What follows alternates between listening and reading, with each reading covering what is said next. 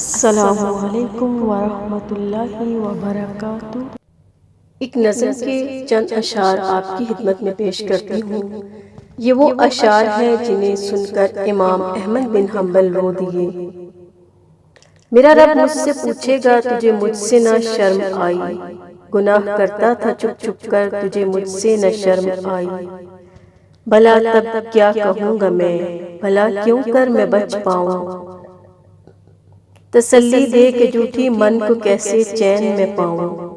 میں بھولا ہوں کہ ایک دن موت سب کچھ ختم کر دے گی، میں خوش فہمی میں جیتا ہوں وہ سب کچھ بسم کر دے گی۔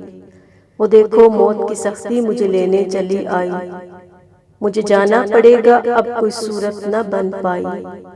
سوالوں کی جڑی ہوگی بتاؤ کیا کیا تم نے، میں دل ہی دل میں روؤں گا یہ آخر کیا کیا تم نے۔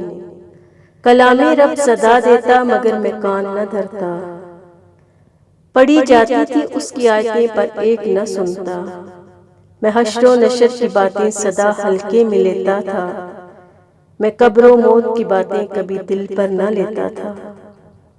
میں نادام ہوں میرے رب اور تو ہی ایک سہارا ہے، تیری بخشش تیری رحمت بس یہی ایک سہارا ہے۔